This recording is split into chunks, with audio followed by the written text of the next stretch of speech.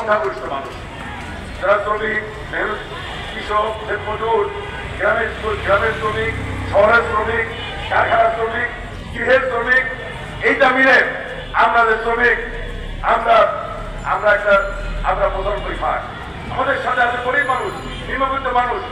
এই প্রধানমন্ত্রী ভাগকে মানুষকে এই 55 বছর ধরে 5 ভাগ মানুষ শোষণ করছে এবং তারা আমাদের শোষণ শুরু করছে না, আমাদের সম্পদ লুট করছে, আমাদেরকে ঠকিয়ে, আমাদের শ্রমিকদেরকে ঠকিয়ে তার টাকা আনা হচ্ছে, তাদের টাকা বিদেশে পাচার করছে, ব্যাংকের মালিক হচ্ছে, সেই ব্যাংকগুলোকে লুট করছে এবং তারা শোষণ করার জন্য, তারা শোষণ শুরু করছে না, তারা শাসন করার জন্য তারা এই সব প্রচলিত যে বাংলাদেশের রাজনৈতিক দলগুলো ছিল, যারা রাষ্ট্র ক্ষমতা ছিল, তাদের দলে যোগ দিয়ে এরা মন্ত্রী এমপি হয়েছে। এবং শুনলেন আমরা 24 সালে জুলাই আগস্টে একটা অভ্যুত্থান করলাম। আবার মুক্তিযুদ্ধের পরে আমরা 90 সালে 80 দশকে 9 বছর একটা স্বৈরাচারের বিরুদ্ধে লড়াই করে অনেক মানুষ জীবন দিয়েছে, অনেক শ্রমিক জীবন দিয়েছে। তারপরে আমরা সেই স্বৈরাচারকে হটিয়েছিলাম। আমার লক্ষ্য ছিল যে আমাদের আবার একটা গণতান্ত্রিক পরিবেশে আমাদের নিজেদের ভোট আমরা নিজেরা দিয়ে আমরা আমাদের সরকার গঠন করতে পারবো, আমরা আমাদের গণতান্ত্রিক মতামত প্রকাশ করতে পারবো, আমরা কথা বলতে পারবো, লিখতে পারবো, আমাদের কথা বলার স্বাধীনতা থাকবে, লেখার স্বাধীনতা থাকবে, আমাদের রাজপথে আমাদের দাবি আদায়ের জন্য আমরা যে কোনো জায়গায় ঘেরাও করতে পারবো, এই অধিকার আমরা পাবো। এবং এই ঘেরাওয়ের আগেই আমরা দুদিন যে লড়াই করলাম, সংগ্রাম করলাম, সেই সংগ্রামের ফলে যে 90 আমরা বিজয়ী হলাম।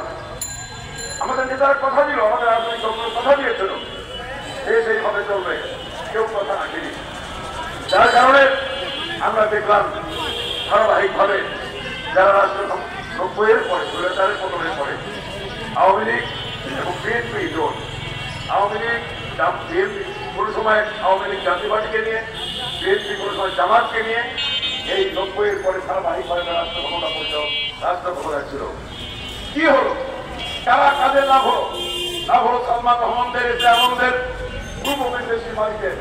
আজ 24 সালে হাজার ছাত্রের জীবনের বিনিময়, ছাত্র জনতা শ্রমিকদের জীবনের বিনিময় যে শেখ হাসিনা দেশটাকে যেটি 15 বছর ধরে আমাদের দেশের দুঃশাসন এবং যেভাবে আমাদের দেশের উপরে একটা চেপে বসেছিল দুর্নীতি, দুঃশাসন, তার বিরুদ্ধে শেখ হাসিনাকে বিদেশের ছাত্র, শ্রমিক, জনতা মিলে শেখ হাসিনার দেশটাকে বাধ্য করল, শেখ হাসিনা দেশ থেকে পালিয়ে গেল।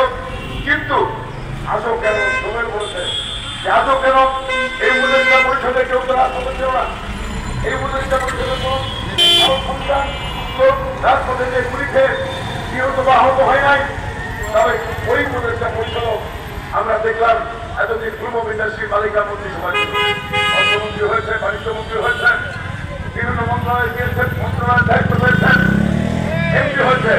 আজও কেন এই অভ্যুত্থান, এই বৈষম্য বিরোধী আন্দোলন আমরা বলেছি, এই অভ্যুত্থানের পরে কেন পূর্ব বিদেশি বালিকা আজও মন্ত্রী হয় এবং আজও সিন্ডিকেট ভাঙে না? 30% দাম যারা বাড়িয়ে দিয়ে নিজেদের মানুষের পকেট থেকে টাকা দিয়ে তাদের সিন্ডিকেট করে যারা দ্রব্যমূল্যের দাম বাড়িয়ে যারা কোটি কোটি, শত কোটি, হাজার কোটি টাকার মালিক হয়ে সেই টাকা বিদেশে পাচার করে, সেই সিন্ডিকেট আজও ভাঙে নাই।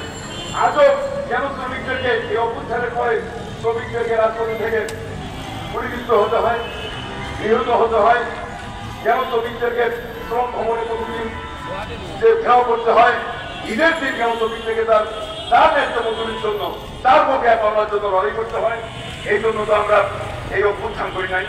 এই অভ্যুত্থানে যে আকাঙ্ক্ষা ছিল এবং যারা অভ্যুত্থানের মধ্য দিয়ে সরকারে আছে তাদের কাছে যে আমাদের মানুষের আকাঙ্ক্ষা, যে শেখ হাসিনা ভোটাধিকার কেড়ে নিয়েছে, ভোটাধিকার নির্বাচনে পাঠিয়েছিল, মানুষের ভোট দিতে পারে নাই, 14 সালে পারে নাই, 18 সালে পারে নাই, 24 সালে পারে নাই।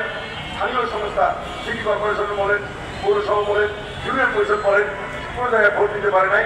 এই ভোটাধিকার ফিরে আসবে। কিন্তু আমরা এই সরকার দেখছি যে তারাও অতীতের যে প্রচলিত অতীতের যে সরকারগুলো ছিল, যে ফ্যাসিস্ট পথে হেঁটেছেন, স্বৈরাচারের পথে হেঁটেছে, কর্তৃত্ববাদের পথে হেঁটেছে, আজ আমরা দেখছি বর্তমানে এই সরকার আমরা যারা বিভিন্ন রাজনৈতিক দল করি, আমরা যারা বিভিন্ন গণসংগঠন করি, আমাদের লড়াই সংগ্রামের মধ্য দিয়ে 15 বছর এই দুঃশাসন, দুর্নীতি এবং ব্যবস্থা